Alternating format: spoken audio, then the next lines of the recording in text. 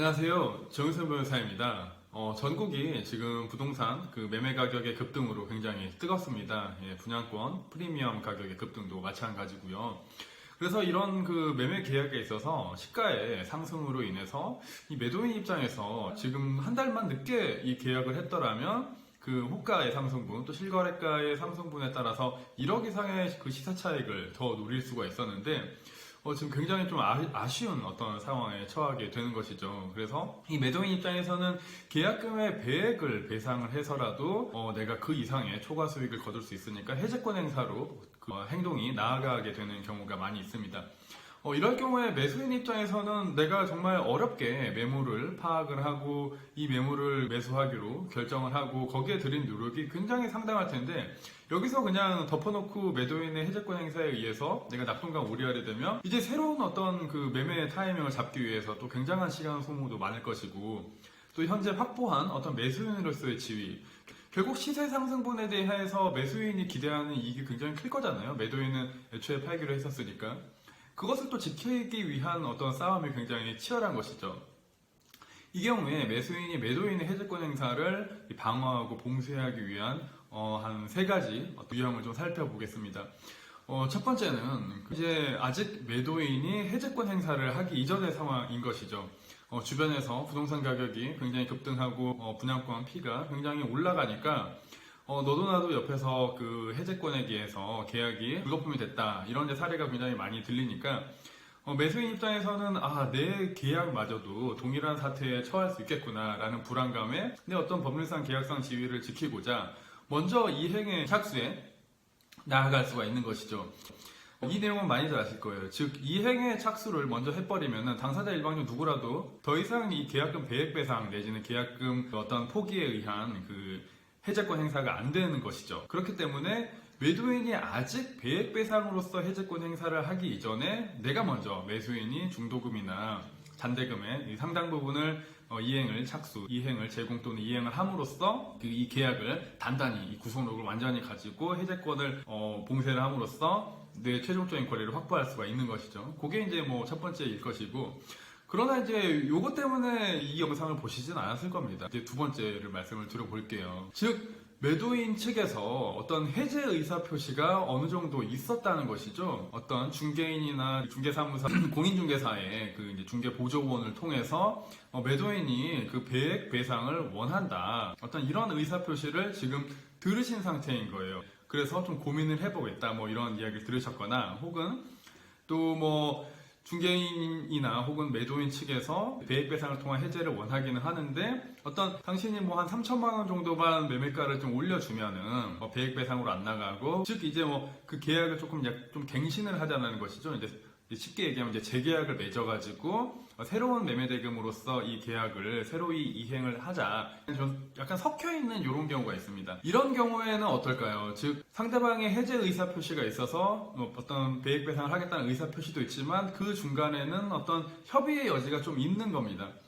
이런 경우에는 매도인의 해제권 행사로서의 의사 표시가 진지하고 좀 종국적이라고 보기가 어려운 면이 있죠.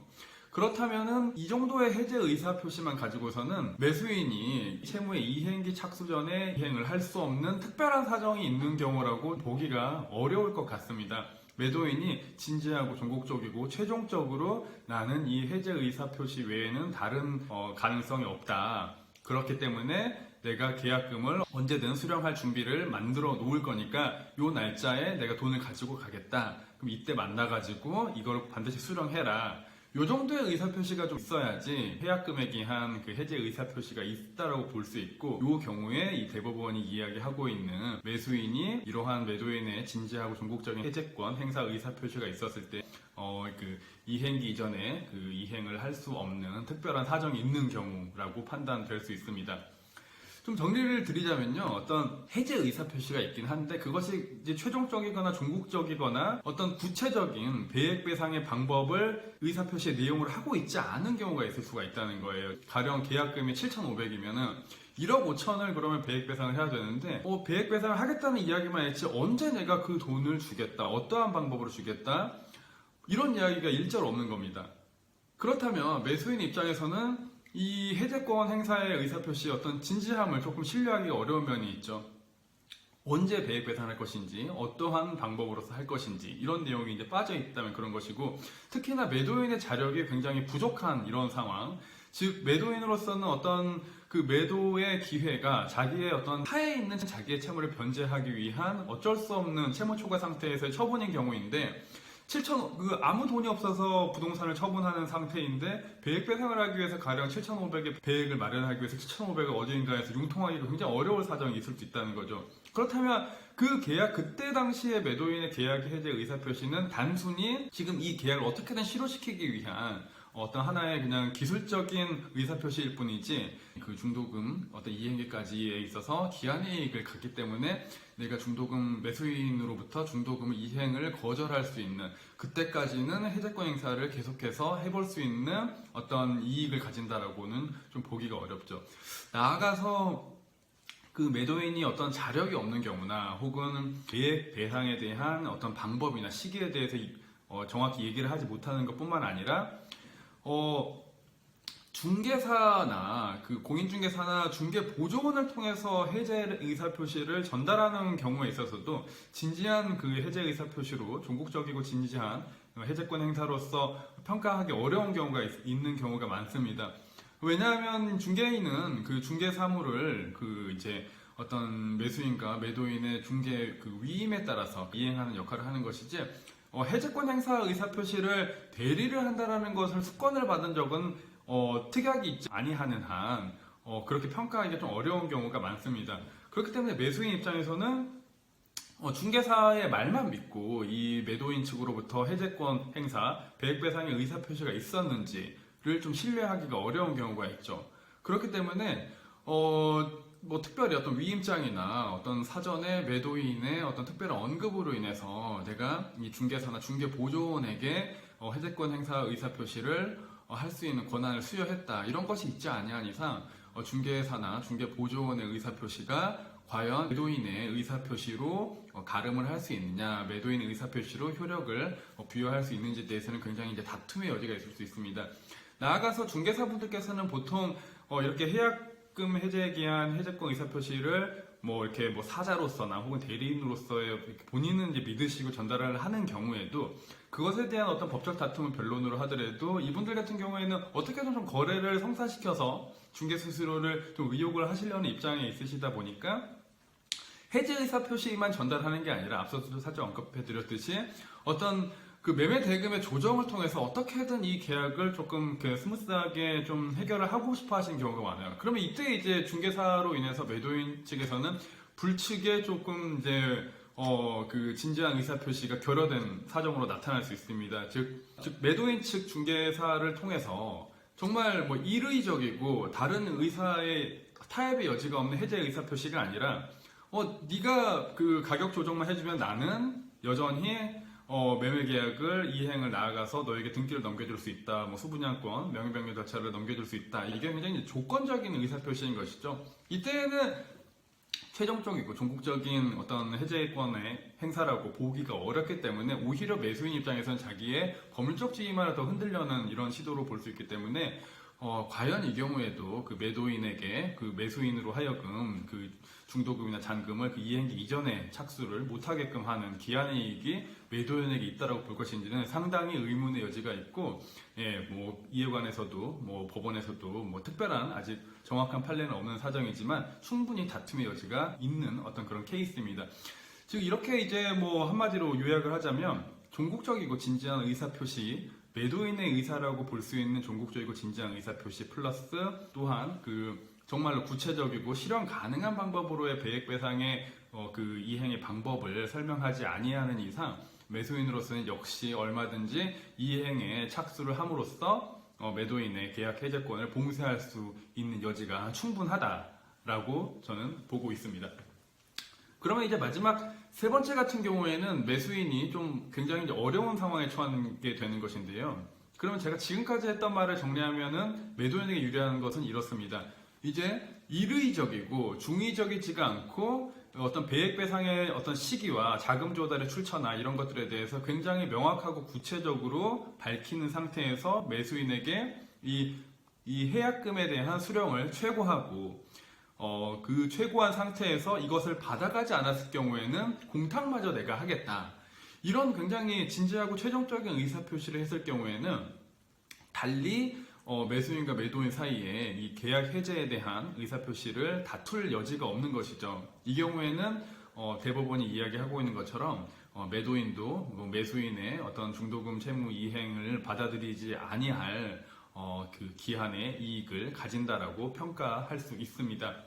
근데 결국 관건은 매도인이 얼마나 덜 애매하게 해제권 행사를 하느냐, 혹은 더 명확하게 해제권 행사를 하느냐에 대한 해석과 이 해석을 둘러싼 어떤 증거 다툼에 의해서 매수인의 이행의 착수가 가능하거나 가능하지 않다.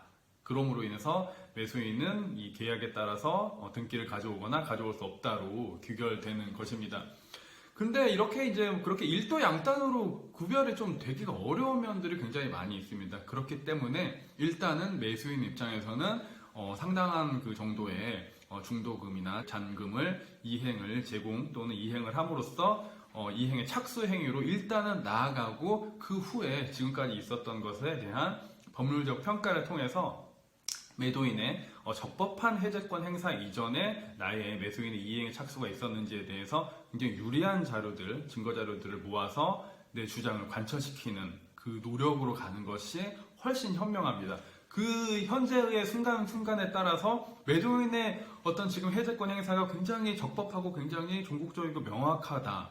이거를 판단하면서 그러면 내가 지금 이행 착수를 못하겠지? 이렇게 되면은, 너무 그때 당시에 생각이 너무 이렇게 많게 되면은 실기하는 경우가 있을 수 있습니다. 현재 단계에서 이 매도인의 해제권 행사가 정말 적법하고 어떤 적법 타당한지에 대해서 평가하기 어려운 경우가 있기 때문에 일단 매수인 입장에서는 중도금이나 잔금 지급 시기가 장래에 있다라고 할지라도 우선은 약 한 거래대금의 한 20% 정도를 안전하게 그 이행이나 이행 제공을 함으로써 일단은 이행의 착수라고 볼 수 있는 행위를 만들어 놓은 다음에 나중에 이제 법률적으로 누구의 법률적인 의사표시나 그 법률 행위가 유효한지에 대해서 싸우는 것이 훨씬 나으십니다. 그런 싸움을 하는 단계에서 매수인 입장에서는 이런 어떤 법률 의사에 대한 해석의 방법뿐만 아니라 이 해석에 대한 나의 주장을 잘 관철시키기 위해서 가처분 신청을 해놓는 것이 굉장히 중요합니다. 왜냐하면 매도인 입장에서는 자기가 배액배상을 할 준비가 됐고 이 해제권 행사가 적법하다고 생각해버리는, 그렇게 믿어버리는 순간 이 사람은 새로운 매수인을 이제 찾아 나서게 됩니다. 그렇게 해가지고 그러면 이제 이중양도가 될 수가 있는 것이죠. 이중매매 계약에 의해서 분양권이 넘어가고 혹은 등기가 넘어가 버렸으면은 매수인 입장에서는 이제는 정말로 기나긴 소송을 통해서 그 이중양도인, 이중매도인을 향해서 손해배상 청구 외에는 자기의 권리 보전이 안 되는 것이거든요. 즉 이미 등기가 넘어가고 수분양권이 넘어가 버리면은 내가 그거를 통해 거기에 살 수도 없고 시세 차익을 그걸 가지고 더 앞으로 나아가 노릴 수도 없기 때문에 머리 아프고 불리한 처지에 빠지게 되는 것이죠. 그렇기 때문에 이 매수인 입장에서는 처분금지 가처분을 해놓고 매도인과 본안 소송의 정식 소송에서 이 지금 법리 싸움을 해 나가시면서 어떤 결판을 내시는 게 훨씬 유리한 방법이십니다. 이렇게 분양권이나 그 부동산에 대해서 매도인의 그 처분 권능에 대해서 이거를 가처분으로서 제한을 시켜둘 경우에는 요게 이 가처분 등기가 부동산 등기부에 올라감으로써 이 매도인은 이 물건을 다른 매수인을 물색을 해서 찾고 이렇게 거래를 해보고 싶어도 그 새로운 매수인 입장에서는 등기부를 열람을 해볼 것이기 때문에 가처분 등기가 이미 올라가 있는 거죠. 이 매도인의 어떤 부동산에 대해서. 그러면은 이 부동산은 매매나 양도, 어떤 담보권 설정, 임차권 설정, 기타 일체 처분권을 행사할 수 없다, 처분권이 금지된 부동산이다라고 등기가 되어 있으면 그 가처분에 반하는 매매 계약은 이제 그거에 기한 등기는 무효가 됐고 등기관이 받아주지도 않을 것이니까, 즉 매도인으로서는 가처분, 본인의 부동산에 가처분이 되는 순간 혹은 본인의 어떤 가지고 있는 그 수분양권으로서의 지위가 처분금지 가처분에 의해서 그 경우에는 이제 그 조합장에게 이제 처분금지 가처분 결정문이 올라갑니다. 그러면 조합장 입장에서는 이제 또 새로운 그 수분양자를 그 현재의 수분양자가 데려오더라도 명의변경 절차 이행을 해줄 수가 없는 것이죠. 법원으로부터 그 소분양권에 대한 처분금지 가처분이 있기 때문에 역시 마찬가지로 뭐 매매나 증여나 양도나 어떤 뭐 담보권의 설정 기타 일체 처분 행위를 할 수가 없다가 되니까 조합장도 함부로 못 해주는 겁니다. 그러면은 매도인 입장에서는 지금 기존의 매수인과만 무조건 결판을 내야 되기 때문에 매도인은 굉장히 이제 그렇게 되면 열세에 처하게 되는 것이죠. 나는 이 매수인과 무조건 이겨야만 이 가처분 느끼를 해소할 수가 있는 겁니다. 예, 이게 굉장히 어려운 지점이죠. 그러니까 시간 뭐 계속 오르고 막 이렇게 왔다 갔다 하는데 매수인이 가처분을 해놓으면 나는 이제 본안 소송을 통해서 이 가처분 신청이 이유 없음을 이제 다퉈야 되는 문제인 것이거든요. 그렇기 때문에 매도인에게는 상당히 버거운 상황에 처하게 되고 매수인으로서는 오직 나만을 기존의 계약 당사자인 오직 나만을 이 협상의 테이블에서의 당사자로 상대방으로 만들어 놓고 편안하게 뭐 편안까지는 아니겠지만 그 이제 안전하고 두터운 어떤 그 방어막을 갖추고 좀 안심을 하고 소송에 매진을 하고 또 교섭을 할 수 있는 협상력을 굉장히 올릴 수가 있는 겁니다. 그래서 말씀드린 바대로 일단은 이행에 착수를 하는 것이 일단은 중요하다. 그런 다음에 가처분 신청에 나아가서 처분금지 가처분 결정을 받고 교섭에 나아간다. 만약에 가처분 신청을 했는데 법원에서 기각 나왔다. 그러면은 이건 본안 가서도 못 이긴다고 보시면 됩니다. 그런 경우에는 그러면은 이제 내가 빨리 이제 그 의사를 수정을 해서 그러면 해약금에 대한 그 해약금을 수령을 하고 나는 이제 그거라도 이제 어떻게 이제 그 수령을 해서 이익을 그거라도 이제 좀 챙기고 계약에 실효를 하는 게 낫죠. 괜히 이기지도 못하는 소송을 하시는 것보다. 그래서 소송의 향방을 가늠하기 위한 장치로서도 가처분 신청 필요하고, 그러니까 어떻든지 간에 매수인 입장에서는 가처분 신청을 하지 않은 이유가 어디에도 없는 것입니다.